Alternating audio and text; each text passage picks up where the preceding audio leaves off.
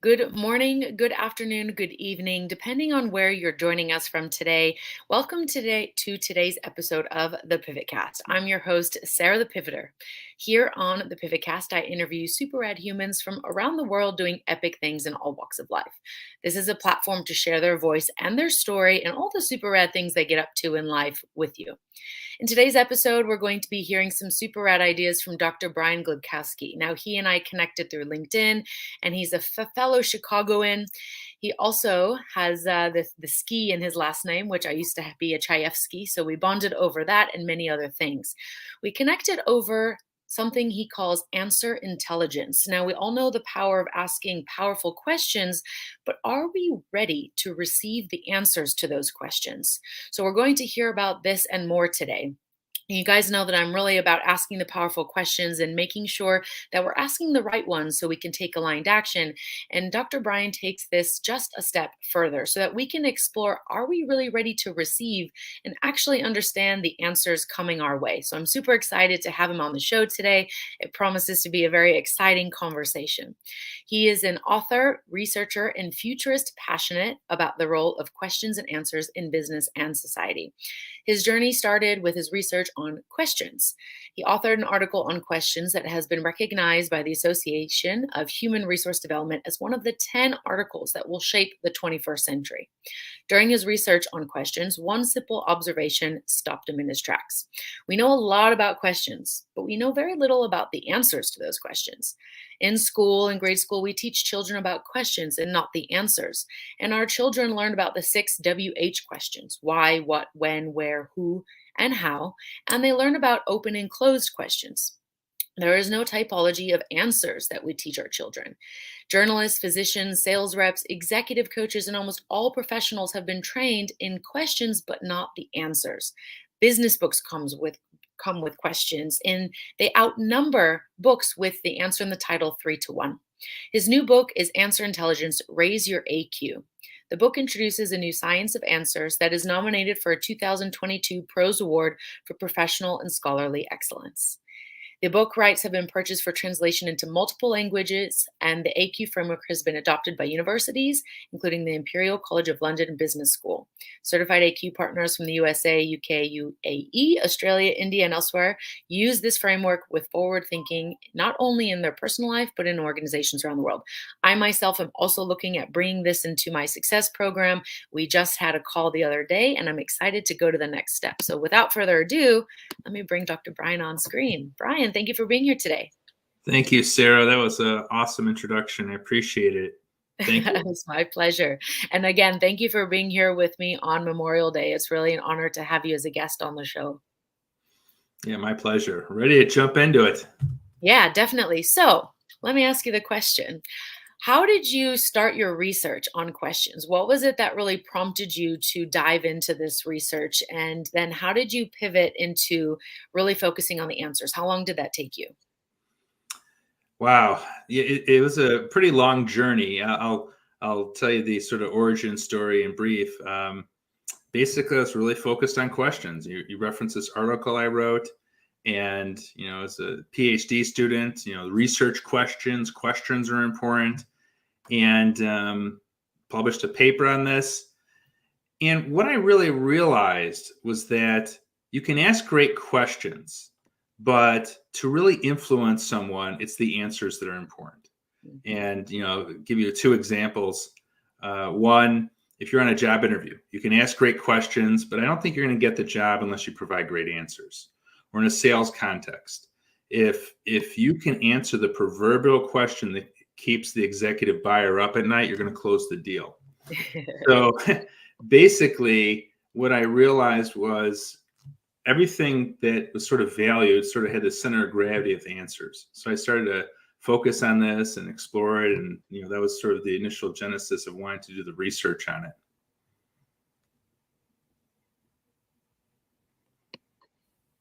So when you found that this was your new focus, what was the initial reception to focusing on answers? Did you receive resistance or pushback?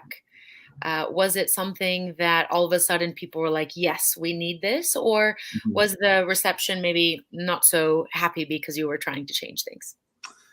Well, the reception was pretty good, but there was like a long incubation period. So I did this academic research, which a lot of people don't read. And then I wrote a book and involved some practitioners, different executives, and ran this book, and everyone's sort of excited about it. And then when it was finished, I sort of brought it to the market, and the reception's been pretty strong. I think, if you just ask someone some simple thought experiments, there's 6 question types that can help you ask questions. You don't know how many answer types there are. I like to use the metaphor: if you don't have a target to aim at, you're almost for sure guaranteed you're not going to hit the bullseye. So if we're trying to have answers to influence others, this framework just makes a lot of logical sense. I'm going to give you one more metaphor. It's like going to the gym, and all you do is your upper body, you don't do your lower body. I mean, it just makes a lot of sense to people when they explore this. So that being said, there are some entrenched beliefs, like in coaching. You focus exclusively on the questions, and opening oneself up to the idea of answers almost seems heretical. So there are groups, individuals that do have a tough time. Absolutely. And I think it's even understanding how to answer these questions. As you said, we're taught how to ask the questions, the different styles of questions, but we don't really get taught how to answer them. And so very often we get these blank stares in response, or the I don't know. And I think a lot of that stems into people not really knowing who they are and how they feel, and they're up in the mind a lot with the theoretical side, as you said, rather than actually the experiential and understanding what's taking place around them. Yeah, I think there's 2 areas to improve in a basic sense. If you really love questions, if you ask a question, it's good to know what type of answer you're expecting in response. Like a what question? I'd be expecting a concept or a metaphor. So for example, if you ask me what is leadership, I could respond and say leadership is inspiring people and holding people accountable. That's a concept. Right. And I can give you a metaphor. I could say leadership is 2 ropes. When the ropes are separate, they're strong, but when they're braided together, they're stronger. That's how I lead. I inspire and hold people accountable each meeting. So from a questioning standpoint, if you're asking what is leadership as a coach, to know that it could be a concept or metaphor answer gives you grounding. So that way, when someone responds, you're getting the type of response you need. You can maybe pull them in a different direction. And the flip side, if you receive these questions, which types of answers might be most powerful to respond with. And it's being thoughtful and deliberate about those responses that can really influence others.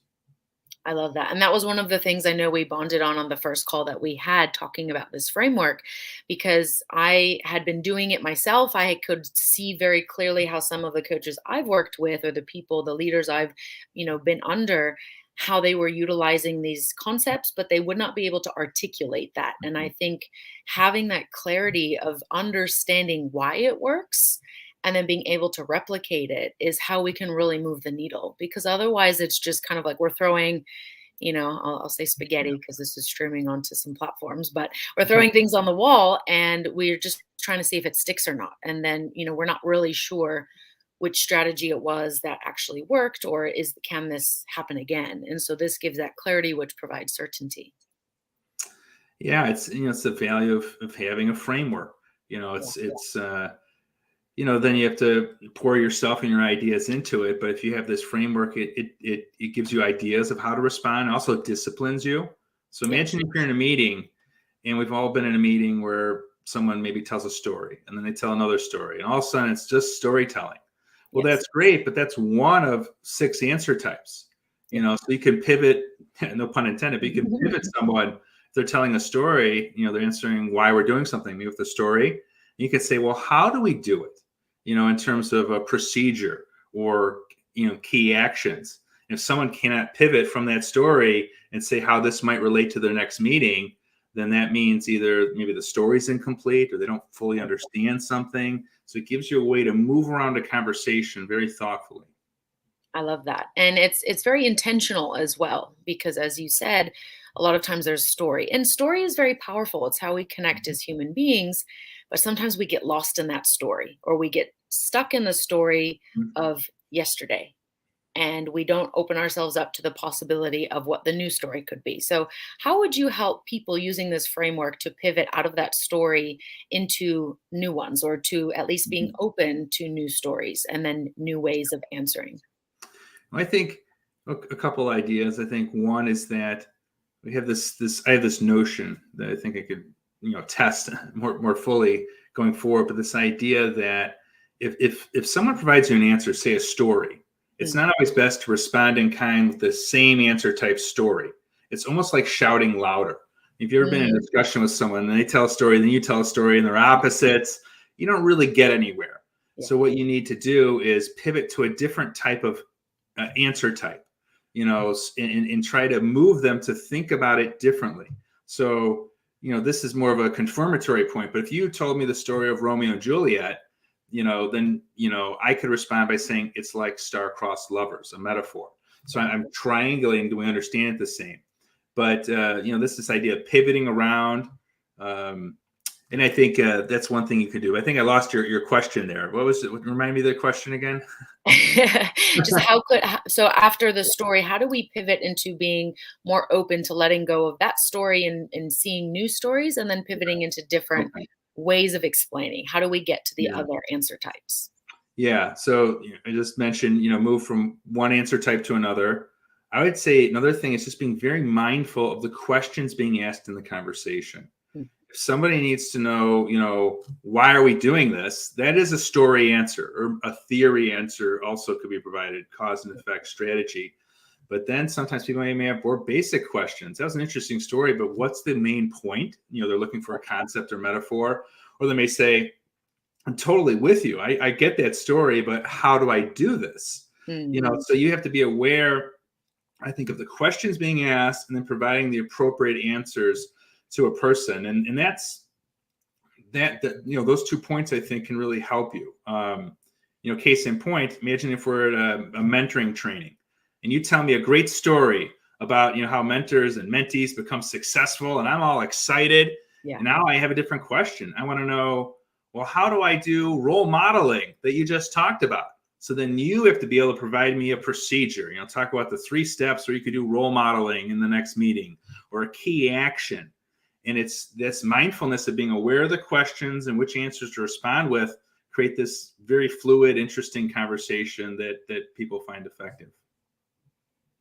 I love that. And when we talk about the different answer types, just to be very clear for everyone who's listening, since they're going to be very new to answer intelligence, could you walk us through what those answer types are? Yeah, definitely.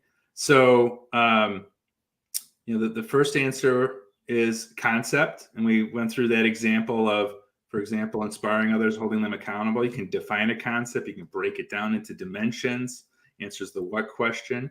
A metaphor, like the 2 ropes braided together. Then there's the answer of a story. So maybe I could tell a story about how I inspire and hold people accountable, right? And that would be an example of a story. Then you have theory, which is business strategy, which is cause and effect logic.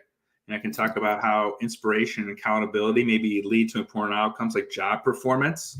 Maybe one outcome's more important to a certain probably one of those variables, inspire or hold people accountable, is important to a different outcome. So it's knowing the cause and effect logic that's really important. Because I'll tell you, example, done a lot of work with new and emerging leaders. They tend to focus on inspiring others, right? Because that sounds great. I want to inspire people. But you also have to hold people accountable. And that sometimes is a skill they're a little uncomfortable with. So understanding how accountability can lead to certain outcomes. Then you go down to procedures and actions. So talks about, procedure and actions is sort of like baking a cake. There's 10 steps in a recipe, and that's the procedure, the steps. Any given step, like cracking an egg, is an action. So now I need to be able to describe, in this case, inspiring others and holding them accountable. What's the procedure to do that in a one-on-one meeting, in a team meeting? And then also key actions that are going to, differentiate me and stand out and really make a difference. So together, those are the 6 answers, and they relate to, 3 primary questions: why, what, and how. Let me just make sure I have it correct. So I had concept, story, and then theory for 1, 2, and 3, as you can see on the screen. Yep. Then number 4 is procedures, 5 is key actions, And and metaphor. then 6 is metaphor. Correct. Yes. And if we look at these coming up on the screen, each of these have different characteristics. We have, the order here is fine, but for example, concept, theory, and procedure are very logical. Those appeal to sort of the left side of the brain, and then metaphor, story, and action are more subjective, more gestalt.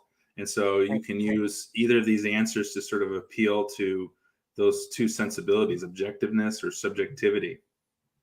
I love that. And we really need both, don't we? Because people not only provide or give information a certain way, they receive information and interpret it in a certain way. And so different situations, also the context requires different nuance, a different flavor. Sometimes we need that subjectivity and we need to really connect to that emotional feeling. But then we also need the objectivity of the clarity. How does this actually then take place in the real world, right? Because otherwise we can cause a lot of frustration in the excited and inspired, kind of vision, if you will. But then there's no logical steps to take place. So how would you encourage leaders, whether that's, formally in a business setting or leader at home, leader in a friendship group, how they could weave together, to use your concept of a braided rope, these different answers in order to really have powerful conversations that really move the needle for whatever it is they're aiming to do? Yeah, I'll give you, two examples, and I'm sure for your listeners, we're going to have a picture of this AQ framework. It's a circle, these answers, and they sort of hold together in a certain way. But, we did the original research with the top golf instructors in the world and how they influenced others. And from there, we came up with these high AQ practices. I'll just share two of them with you, to your point. One, to get to the objective and subjectiveness of answers, is the idea of answering twice. So for key questions, answer twice. And just to double down what I've already said, if it was really important for me to convey to a subordinate what is leadership, I could answer that concept and metaphor and then the braided rope in one seamless answer. It's answering twice. It appeals to both the logical and subjective side. But you don't want to do that all the time, because a conversation is a two-way street. If I'm answering twice every time, it becomes a monologue. So it's used for emphasis. The second thing I'll mention is high EQ practice for answer with style. So this is the idea that certain answers cluster and appeal to different sensibilities. So take metaphors and stories. We call those relational. Those will relate to emotions and experiences. So if you want to connect to emotions and experiences, use those. Concept and theory are analytical. They explain and predict. Logical. Appeal to those. And then finally, procedures and actions are practical. It's about, getting your hands dirty, getting work done. So in combination, these different styles, appeal to different approaches or different points of emphasis. And as a communicator, it's knowing when to pull each of these levers and how to use the answers in combination to have the maximum impact. I love that. That makes it very easy to start to connect with people on different levels. And so I think that in itself is a very useful skill that as we more consciously communicate with more intentionality, then we approach the situation differently, right? Rather than just reacting and getting frustrated. Why don't they understand me? Right. And as to your point about speaking louder, it's like when you're someone speaking a different language to you and you just try to speak your language back louder, like that's not going to work. So how do you help the people and organizations you work with to start to get better at this skill set? Yeah, I think it starts with knowing there's 6 answers. That's high IQ practice 1. Mike Sonke, recently retired McDonald's USA CFO, thought that about 60% of the value of AQ is just knowing there's 6 answers. So it's for your important conversations, it's sort of like taking the first step. Can you identify 6 answers for that conversation? So if you're in sales, can you communicate your value proposition in 6 answers? If you're on a job market going for an interview, can you communicate your number one soft skill in terms of 6 answers? And so a way to sort of jumpstart things. And by no means does this convey that it becomes a script or something robotic. But when you start to prepare the 6 answers, you harden each answer and harden them collectively, and you're starting to be more thoughtful with your responses to others. So this is what I would say to start with is just, identify these 6 answers and start to be aware of when you can use them. That's a great and simple way to start, I think. Okay, wonderful. I love that. And giving people a starting point. I know one of the other tools that you utilize, which we went and did through together as well, was the DISC assessment, and then applying that together with the AQ framework. Can you tell me a little bit about, what made you choose using the DISC assessment and how those two, weave together to become a stronger, Yeah. um, indication of how to respond to people? Yeah. So, why DISC? I think more generally, answer intelligence is applied to important frameworks we use, so that could be your sales organization's value proposition, a leadership competency model, and arguably frameworks like DISC are super important because they're basically frameworks that help us map and understand who we are as people. So if you take a step back, what can AQ tell us about who we are? I think the questions and answers you use are really an indication of who you are, where you place your emphasis. Yeah. So that's a general point. Now you take something like DISC, and we've created this assessment. So you take your DISC assessment, you find out you're a high D, right? You're dominant. Now the question is, can you communicate who you are as 6 answer types? And we did this, for example, and I had this little conversation with a DISC provider, and he was a high D, and I, as a concept, I asked him, what is a high D? And he did a fairly good job of explaining that. He would say, they're dominant, they're direct, and, define the concept fairly well. But then I started to move to other answer types, and it was a little more challenging. He could not identify a metaphor or a story to maybe tell a subordinate, about, why he does things or what's important to him. And we worked through this process, and I said to him, high Ds are pretty direct. I bet you like to go from point A to B. And he corrected me. He said, no, I like to go from point A directly to Z, skipping everything in between. Now, that's a great metaphor that helped me understand who he was. Imagine if he used that metaphor with his subordinates or people he met, you get a really strong sense of who he is. So the basic idea is you need to be able to communicate in natural language answers who you are with DISC, and also receive those from others. And that's sort of the power of combining DISC with AQ. And we're getting some strong interest as we begin to go to market with that.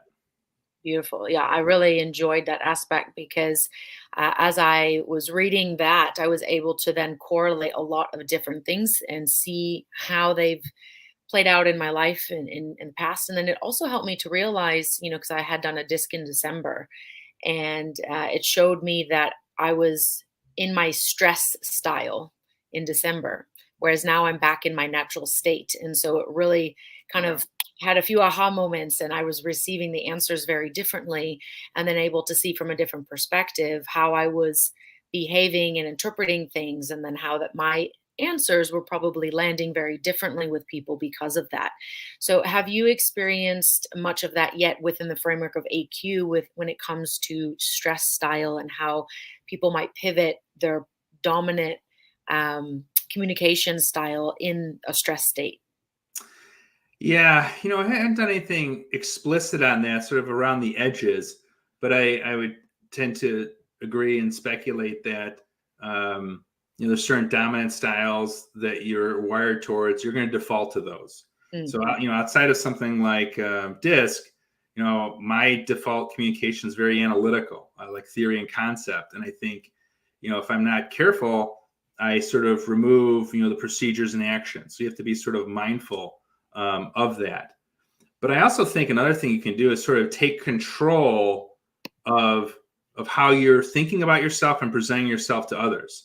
So if you know that, maybe you're using a certain metaphor, to define who you are, or certain stories defining who you are, you can maybe take control of it and put different metaphors in place, mm-hmm. or different stories. And if you think about it from an intentionality standpoint, just going back to this idea of answer with style, like take, stories and metaphors. Like stories, it's related to like narrative therapy, right? We are the stories we tell each other, and we can reconstruct those stories. So, work on those stories. Then you think of procedures and actions, and you think of, atomic habits, right? Those habits we have determine who we are. Okay, work on those. Then finally, with theory and concept, it's really related to mental models about how you view the world. And some of these may be so deeply internalized, you don't even realize you have them. So, focus on your mental models. So it gives us sort of, again, through the lens of Answer with Style, different approaches to sort of focus on building ourselves up as we want us to be intentionally. So those are maybe some of my thoughts. So under stress, just try to be mindful and not default to our scripted answers, I guess is the way I would view it. Yeah, I love that. And you just pretty much acknowledged or described the three kind of primary ways that I work with my clients. I love that. But it is very important to look at the same thing, the same concept or story from different angles, right? We're multifaceted as humans. I like to describe it as we're like diamonds, right? There's a lot of different surfaces, and sometimes it's rough and sometimes they're cut in a certain way and the light is refracting off, but there's many different facets to that. It's not just, one size fits all. It's not just one angle. And the more we can step into different angles and just take even one pivot, 1 degree, and see from a new perspective, then we can all of a sudden get that clarity. And I think now we have this understanding of how we can model our answers even better, so that if we understand the people we're working with, whether it's our boss or our subordinate, our spouse, our children, we can start to remember, okay, this is my model of the world. Their model is obviously not this because we're having a conflict here. So how can I give them an answer that they can receive and understand? And then, that allows for a lot more connection, and it allows us to be curious again. I think a lot of us lose curiosity as we become adults and we have labels and, boxes and things that we put ourselves in. Yeah, very well said. And made me think of something, just to add what you're saying is, not everyone knows AQ and not everyone's very articulate.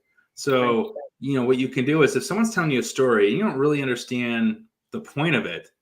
Sometimes you can ask for clarification. Maybe that doesn't work. But maybe you pivot it to a procedure and say, well, how would I do that in a meeting? And then they tell you, and maybe it's more articulate there. And then you can go back to the story and understand a little bit better. So it's about moving around and understanding from different perspectives. And, it's this sort of agile communication that really can get you and move you to a different place. I love that. And as we, pivot through things, as we change, we need to be agile, right? I mean, the world is constantly changing. And I think that this allows us to be more curious. So, I didn't understand it from this perspective. Let me see if I can ask a question that would give me an answer that I can understand a little bit better. So even if the other party doesn't know what's going on from an AQ perspective, you can still work your way through the different sides and then get the clarity you need, which helps you to connect better. And then at the end of the day, they'll see that. They may not know how to articulate what you've just done, but it helps to open their mind because you've been curious rather than accusatory. Yeah, and totally agree. One other thing I want to add that's you sort of inspired me with your comments, sort of in a gestalt way. I'm not sure which comment, but in my mind, this idea of what AQ is, it's understanding questions and answers and how to navigate conversations. That's one piece of it. The other piece is sort of understanding there's a framework that you can pour all of your knowledge into and your growth into. It's sort of a repository. These 6 answers are a repository. And when we did the original research at the top golf instructors, they were a student of anything related to golf, directly or indirectly. So they understood the physics of golf, the psychology of golf. One of them had a library of 3,500 books. You don't have to have that many books. But the point is, if you want to be a leader, a salesperson, or you want to just be, emotionally balanced, whatever it is, then you're constantly thinking about all these different answers. I mean, just imagine, if someone's on a job interview and they say they're a great leader, but then you'd ask them some basic questions. Well, how do you lead a meeting? Well, I'm not really sure. Can you tell me a story of, why you're a great leader? Well, I'm not really sure. It sort of calls someone out and then gives someone an opportunity to sort of focus their attention on understanding themselves and these answers and being, more effective. I love that. Yeah, it's like being that mirror that they may not want to look in, or they may not have the ability to see so clearly. So we can help wipe that down so they can get a bit more clarity, and then understand what's really going on. Because there's often a lot under the surface, right? The top of the lake might be calm, but Mm. underneath it's like someone's just put a stick in the mud, and like all this filament and dust and muck is now all of a sudden in the water. And so they're just kind of lost in that. And so we can, as leaders, we understand that framework. We can start to lay the breadcrumb trail for them to follow so that they can actually get to Z, even if their method or MO is not to go from A to Z right away. Yeah, exactly. It's again, going back to the theme we talked, it's about an intentional framework. So we have some of our partners, for example, that are using AQ as a framework for important meetings. So what's a hallmark of an important meeting? You ask and answer all the questions, right? And so it gives you that discipline where if you're focused, a lot on stories, that's great. Let's pivot. Let's look at all the other answer types. And at the end of the meeting, if all the answers hang together, that probably means that any individual answer is strong. So that's something you can do to sort of move someone within a meeting. I love that. I think these are some really great foundational strategies that people can start to use and at least reflect upon in their personal communication and their professional communication. If they'd like to learn more about working with you, which I highly recommend, by the way, and do one of these assessments for themselves or for their teams, where is the best place for people to reach out to you? Yes. So if you want to learn more, you can go to my website, raiseyouraq.com, and there's a link. You can purchase the book if you're interested. Also there's an Explore AQ. It's a free Explore AQ assessment. I would encourage any listener to take. It's a short assessment. You get an AQ score and a 10-page PDF report, all for free. So if you're interested in AQ, I would check that out. Beautiful. I'm going to just pop that on the screen so everybody, oops, not that one, this one, where people can go to your website and take it. It is very, very insightful. And at the very least, you'll walk away with understanding yourself better. And from the first place of any change comes awareness. So if you go and do this, you'll have more awareness about yourself, your environment, and that can help you take those next steps in whatever pivot you may have. So thank you, Bryant, so much. This has been absolutely amazing. And I look forward to continuing to work with you and the AQ team as we bring these into the success programs. Wonderful. Thank you for having me, Sarah. It was a great conversation. Thank you very much. All right. We'll see you soon.